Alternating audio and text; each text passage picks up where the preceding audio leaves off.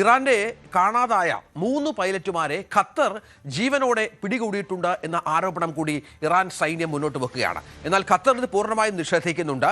യുദ്ധം ആരംഭിച്ച ദിവസങ്ങളിൽ ഖത്തറിലെ സൈനിക ബേസ് ആക്രമിക്കാനുള്ള ദൗത്യത്തിനിടയിലാണ് ഇവരെ പിടികൂടിയത് എന്നാണ് ഇറാന്റെ ആരോപണം. ഖത്തറിൽ തടവിലാക്കപ്പെട്ട ഇറാനിയൻ പൈലറ്റുമാരുടെ വിഷയത്തിൽ തുടർ നടപടികൾ സ്വീകരിക്കണമെന്ന് ഇറാൻ സായുധ സേനാ general international committee of red ക്രോസിനോട് അഭ്യർത്ഥിച്ചു എന്ന ഏറ്റവും പുതിയ വിവരം കൂടി പുറത്തു വരുന്നുണ്ട്. ഏതായാലും ഖത്തർ ഇത് പൂർണ്ണമായും നിഷേധിക്കുകയാണ്. പക്ഷേ അത് ഇറാൻ സമ്മതിക്കുന്നില്ല.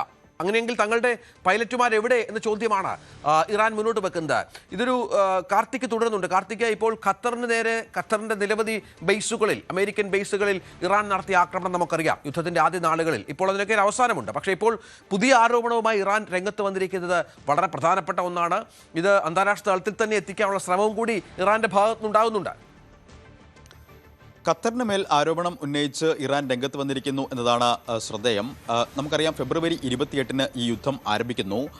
അമേരിക്ക ശക്തമായ വ്യോമാക്രമണം ഇറാന് മേൽ നടത്തുന്നു. ഇറാൻ പ്രത്യാക്രമണവും ആരംഭിച്ചു. ആ ഘട്ടത്തിൽ തന്നെയും മാർച്ച് 2-ന് ഖത്തറിലെ അൽ ഉദൈദ് എയർബേസിന് ലക്ഷ്യമിട്ടുകൊണ്ട് ഇറാന്റെ 2 Su-24 യുദ്ധവിമാനങ്ങൾ പറന്നിരുന്നു. ഈ 2 വിമാനങ്ങളിലായി 4 പൈലറ്റുമാർ. ആ പൈലറ്റുമാരെ സംബന്ധിച്ച അഭ്യൂഹങ്ങളാണ് ഇപ്പോൾ വീണ്ടും ചർച്ചകളിൽ നിറയുന്നത് എന്നതാണ് ഏറ്റവും ശ്രദ്ധേയം. ഈ 4 പൈലറ്റുമാരിൽ ഒരാൾ അന്ന് തന്നെ കൊല്ലപ്പെട്ടു എന്ന വിവരങ്ങൾ പുറത്തു വന്നിരുന്നു.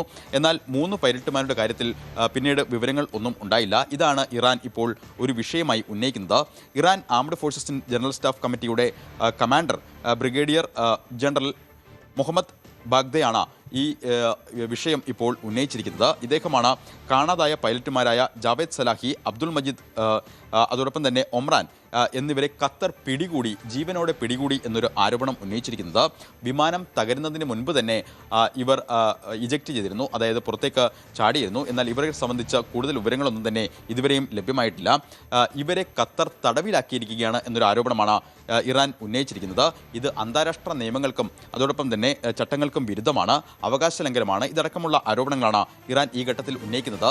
മാത്രമല്ല, ഇക്കാര്യം ചൂണ്ടിക്കാട്ടി നേരത്തെ രജിത്ത് പറഞ്ഞതുപോലെ ഇന്റർനാഷണൽ കമ്മിറ്റി ഓഫ് റെഡ് ക്രോസിൻ പ്രസിഡന്റിനോടും ഇതിൽ ഇടപെടണം എന്ന് അഭ്യർത്ഥിച്ചുകൊണ്ട് കത്തയച്ചിരിക്കുന്നു എന്നതാണ് ശ്രദ്ധേയം. എന്നാൽ ഈ ആരോപണങ്ങളെല്ലാം ഖത്തർ നിഷേധിക്കുകയാണ്.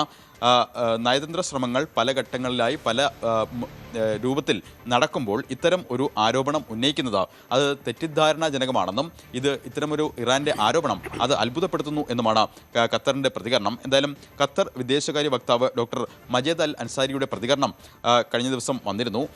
അദ്ദേഹവും വ്യക്തമാക്കുന്നത് ഈ ആരോപണം പൂർണ്ണമായി നിഷേധിക്കുകയാണ്. ഈ മാർച്ച് 2-ന് അൽ ഉദൈദ് ലക്ഷ്യമാക്കിക്കൊണ്ടുള്ള 2 Su-24 വിമാനങ്ങളുടെ വിവരം കൃത്യമായി ഖത്തറിന് ലഭിച്ചിരുന്നു. ആ ഘട്ടത്തിൽ തന്നെ പൈലറ്റുമാരോട് വ്യോമാതിർത്തി ലംഘിച്ചതുമായി ബന്ധപ്പെട്ട ആശയവിനിമയം നടത്തി. എന്നാൽ മറുപടിയൊന്നും ലഭിച്ചില്ല. തുടർന്ന് സ്വാഭാവികമായ പ്രതിരോധം ഖത്തർ സ്വീകരിക്കുകയായിരുന്നു. ഇതിനിടെയാണ് വിമാനങ്ങൾ തകർന്നത്. മാത്രമല്ല, തിരച്ചിലും രക്ഷാപ്രവർത്തനങ്ങളുടെ വിശദാംശങ്ങൾ അത് നേരിട്ട് തന്നെ പല ഘട്ടങ്ങളിലായി ഖത്തർ ഇറാനെ അറിയിച്ചിരുന്നു. ഏപ്രിലിൽ ഇക്കാര്യം നേരിട്ട് ചർച്ച ചെയ്യാൻ ഖത്തർ ഇറാനിയൻ സംഘത്തെ ക്ഷണിച്ചിരുന്നതായും അൽ അൻസാരി വ്യക്തമാക്കിയിട്ടുണ്ട്. എന്നാൽ ഈ ക്ഷണത്തോട് ഇറാൻ ഇതുവരെ പ്രതികരിച്ചിട്ടില്ല എന്നുമാണ് ഖത്തർ പറയുന്നത്. അതായത് ഈ യുദ്ധം ആരംഭിച്ച് ഫെബ്രുവരി 28-ന് ആരംഭിച്ച് മാർച്ച് 2-ന് 2 വിമാനങ്ങൾ തകർന്നതും അതിൽ 3 പൈലറ്റുമാരെ കാണാതായതുമായി ബന്ധപ്പെട്ട വിഷയം പുതിയ പശ്ചാത്തലത്തിൽ ഇറാൻ വീണ്ടും ഉന്നയിക്കുകയാണ്. അത് ഖത്തറിനെ പ്രതിരോധത്തിലാക്കിയിട്ടുണ്ട്. ഖത്തർ ഇറാന്റെ ആരോപണങ്ങളെല്ലാം പൂർണ്ണമായും നിഷേധിക്കുന്നുണ്ട്. എങ്കിൽ കൂടിയും ഇക്കാര്യത്തിൽ കൃത്യമായ ഒരു ഉത്തരം ലഭിക്കുന്നില്ല. ആ 3 പൈലറ്റുമാർ ജീവനോടെ ഖത്തറിൽ ഉണ്ടോ, അവരെ ഖത്തർ തടവിലാക്കിയിട്ടുണ്ടോ എന്നടക്കമുള്ള കാര്യങ്ങളിൽ കൃത്യമായ വിശദാംശങ്ങൾ പുറത്തു വരേണ്ടതുണ്ട്. സാഹചര്യം കൂടുതൽ വാർത്തകൾക്ക് News 18 Keralam YouTube channel subscribe ചെയ്യുക.